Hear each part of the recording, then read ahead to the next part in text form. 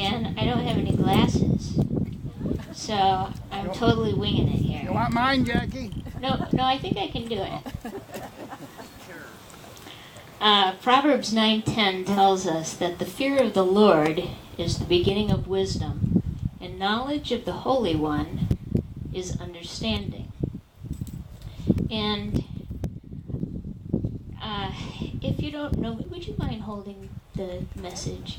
Thank you.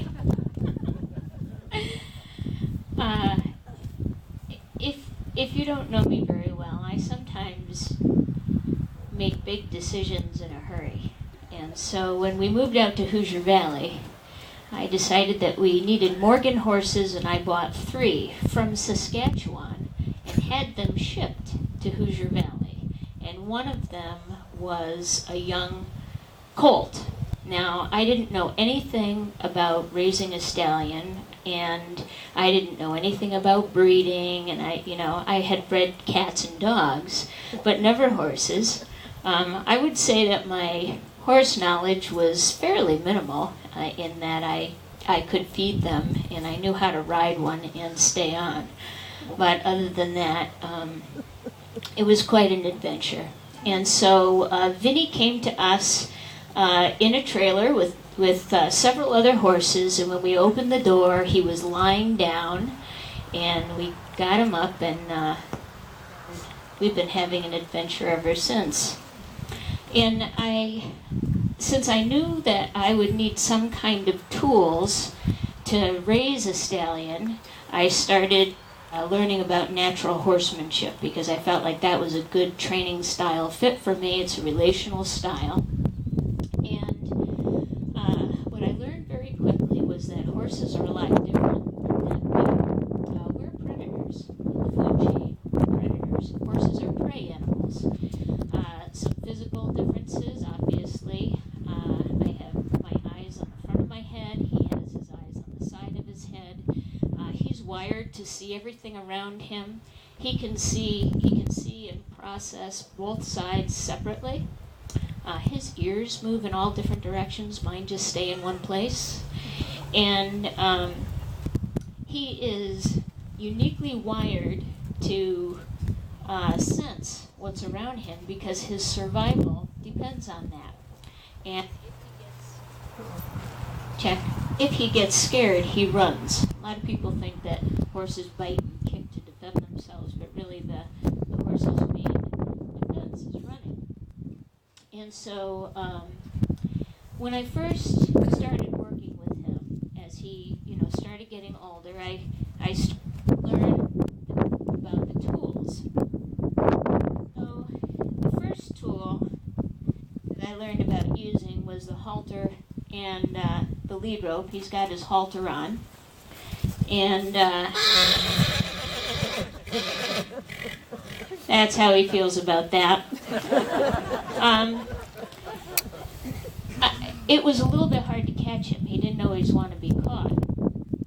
And he wasn't that much bigger than me at the time, but he still outweighed me by quite a bit.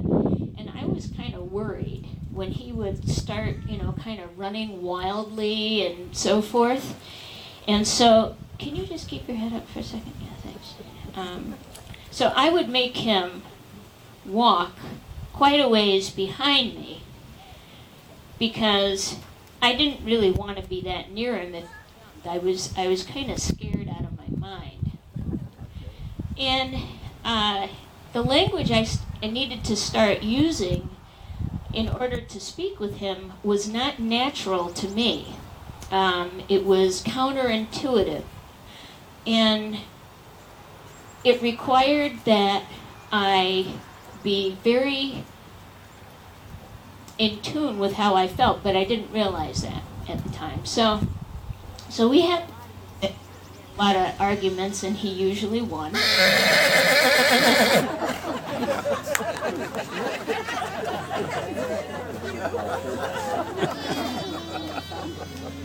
And the verse that came to mind as I was thinking about this was, "Do not think of yourself more highly than you ought, but rather think of yourself with sober judgment, in accordance with the faith God has distributed to each of you." I found that I couldn't really fake anything with Vinnie. And he was a very honest mirror. So when I was angry and I was doing all kinds of stuff, he would move away from me. And I was like, what in the world, And then I eventually learned, was calm, settled down, that he would look at him. He's like, what in the world? And he would settle down. I learned how to use these tools fairly effectively, kind of in a basic way. And I could move him around, and I could back him up, and I could take him places, and I could keep him from going forward, and I could make him go backwards, and I started feeling like I was fairly competent. Now there are some interesting parallels in terms of learning the equine language and learning a spiritual language, and both of them are not natural for us. The equine language calls for us to be aware in ways that we're not normally. We usually spend a lot of time focused on what we're saying and what we're thinking and where we're going and so forth, as opposed to just being where we are and knowing, kind of staying with what we're doing.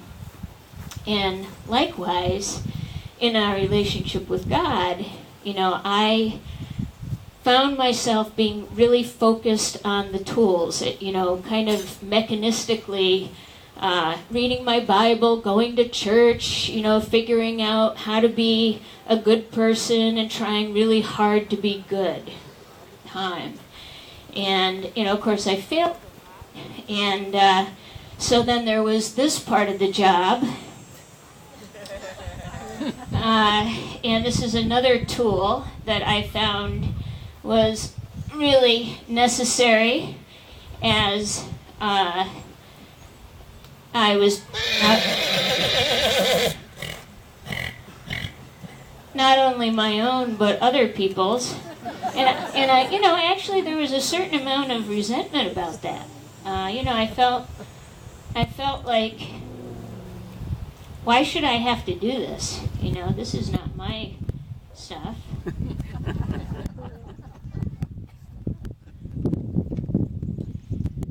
But turned out life with Vinnie was a lot of picking up stuff. And just like in my spiritual life, there's been a lot of picking up stuff.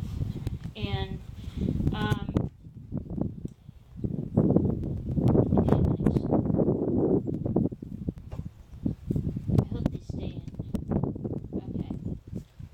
said these things, seek ye first his kingdom and his righteousness, and all these things will be given to you as well.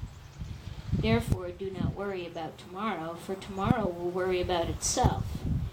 Each day has enough trouble of its own.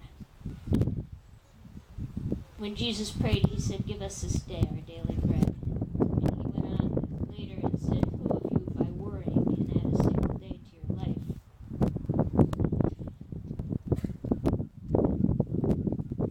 Started out, it was a lot easier for me to just use these tools with Vinnie. I felt like I could do everything I wanted to do with him. But as I got into more of a relationship with him, I needed to add another tool. And the tool that I needed to add was one that took a fair amount of skill to use, and I was lazy.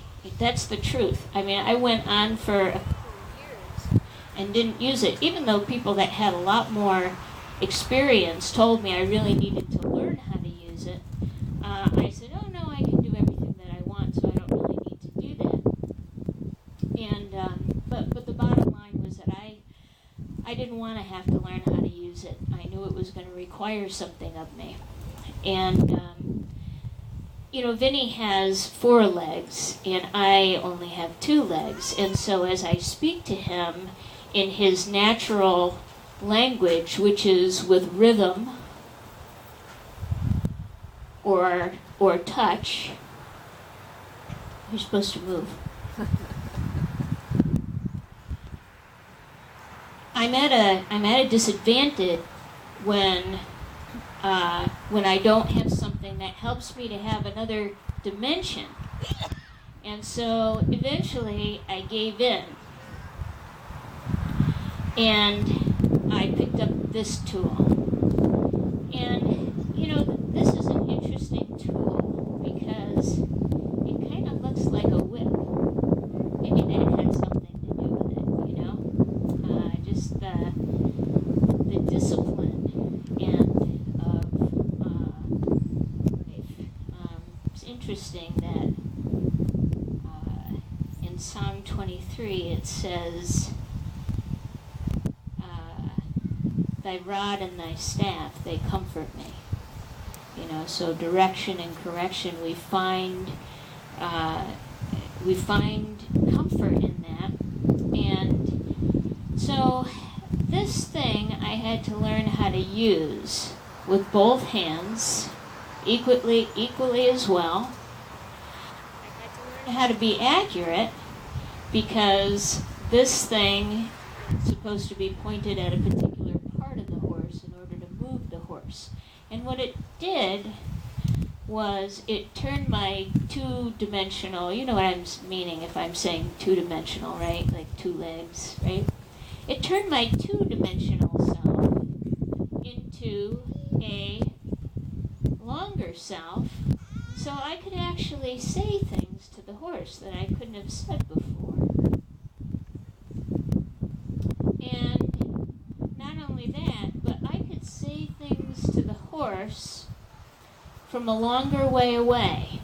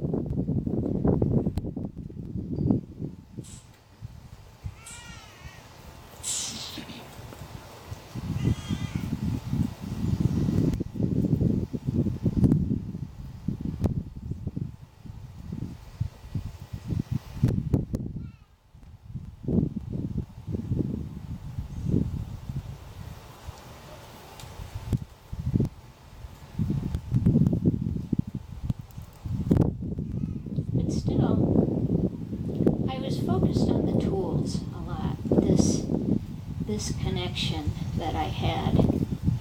And I had situations happen at times where he would get kind of full of himself, and he'd do things and he would still, his energy kind of scared me. And I started realizing that I couldn't take him anywhere that I wasn't willing to go myself.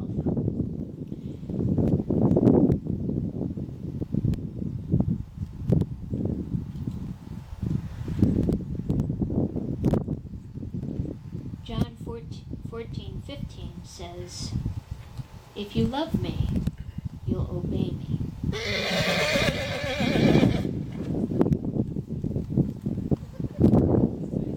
He's singing. And what I mean by I couldn't take him anywhere that I couldn't go myself, there were all kinds of things that I wanted to do with Vinnie right from the get-go. And everything from like picking up his feet, this type of thing. So, but what I realized was that with him, if I was nervous, he was nervous. And so I started to develop on the inside what I call like a level. Like a level, the thing that you use for building. It's got like a little bubble in it. Well, if I was too confident and really didn't have any knowledge about something, he seemed to know. And likewise, if I wasn't very confident, even if I did have knowledge, it didn't help me to accomplish things with him. And so in my relationship with him, I had to get really honest. Sometimes I didn't really realize until I'd get out and I'd start working with him, and then all of a sudden I'd realize I don't really have the energy to do this right now, because I'd feel myself getting frustrated or angry or, whatever. And so I would have to stop. And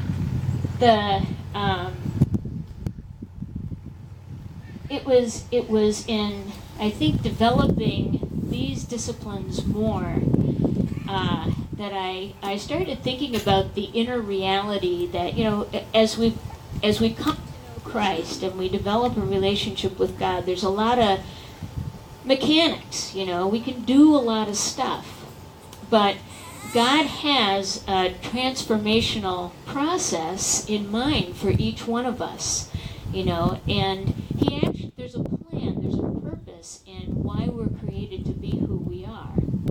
But we can't get there if we can't get past just the structure. It's more than just the structure. And the relational part it's weird. It's weird because, how you experience God is different than how I experience God, much like, how I'm friends with my husband is different than how you might be friends with my husband, or how I'm, friends with Julie, is different than how you might be friends with Julie. So relationship is very personal, and it's very individual.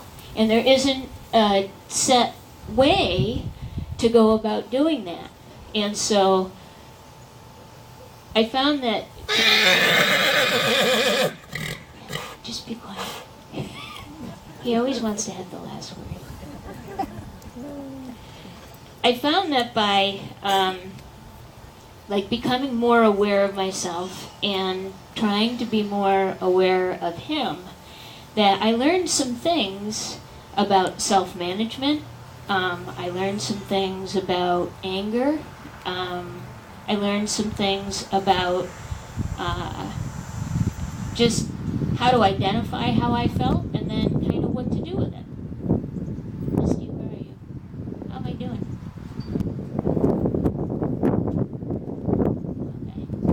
Am I too short? Right on time, she says.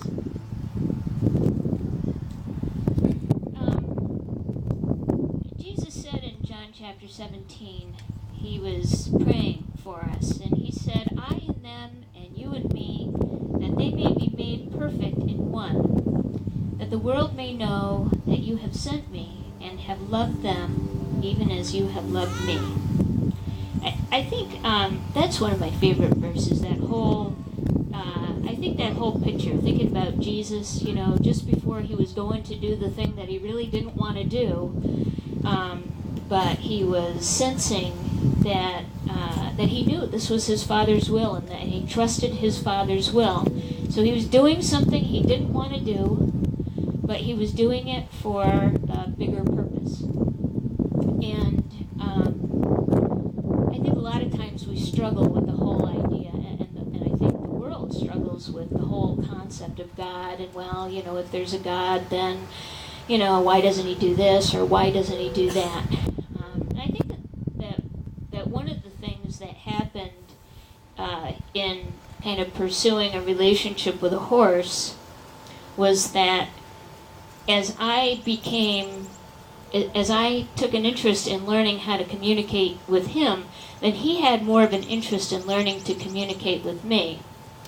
And there was something that I discovered, and it absolutely changed my whole picture of this. And that was that I realized that these tools were not really necessary. That all of the structure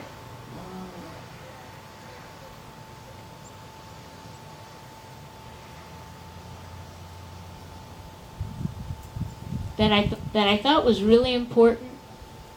And I've got a lot of thoughts about, the halter and the lead rope and how we communicate through that, and and use that